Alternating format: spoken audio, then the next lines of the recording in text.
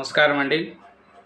ఈరోజు పేపర్లోని వార్తలు చూసుకుంటే, రూటు మార్చిన చంద్రబాబు పాలనతోనే పార్టీ వ్యవహారాలు, పాలనకు సమయం ఇస్తూనే టీడీపీకి సైతం టైం కేటాయించాలన్న ఆలోచనలో సీఎం చంద్రబాబు నాయుడు ఉన్నారు.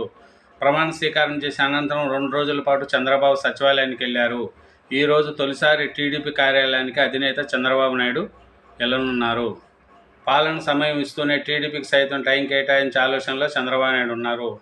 ప్రమాణ స్వీకారం అనంతరం 2 రోజుల పాటు చంద్రబాబు సచివాలయానికి వెళ్లారు. ఈరోజు తొలిసారి టీడీపీ కార్యాలయానికి అధినేత చంద్రబాబు నాయుడు వెళ్తున్నారు. పాలన వ్యవహారంలో ఎంత బిజీగా ఉన్నా పార్టీ కార్యకర్తలు, నాయకులు సమయం ఇవ్వాలనుకుంటున్నారు.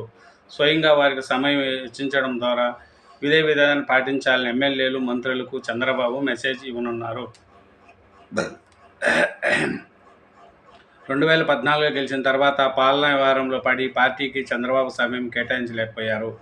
ఈసారి నిర్దిష్ట సమయం పెట్టుకొని పార్టీ కార్యక్రమాల్లో పాల్గొనాలనే ఆలోచనలో ఆయన ఉన్నారు.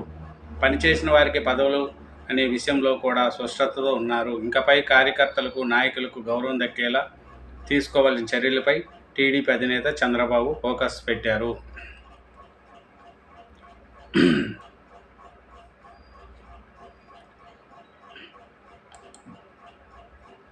నెక్స్ట్ వచ్చి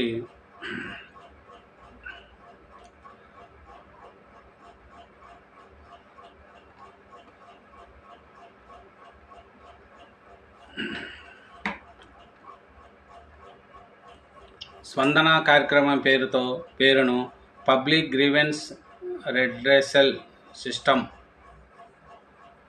పునరుద్ధరిస్తూ రాష్ట్ర ప్రభుత్వం నిర్ణయం తీసుకుంది. ఈ మేరకు అన్ని జిల్లా కలెక్టర్లకు సిఎస్ నీరబ్ కుమార్ ప్రసాద్ ఉత్తర్వులు జారీ చేశారు. ఈ ఆదేశాలు వెంటనే అమలులోకి వస్తాయని సిఎస్ పేర్కొన్నారు. వైసీపీ ప్రభుత్వ హయాంలో ప్రజా సమస్యలు, ప్రభుత్వ శాఖకు సంబంధించిన ఫిర్యాదులు, సూచనలు స్వీకరణకు స్పందన కార్యక్రమం నిర్వహించారు.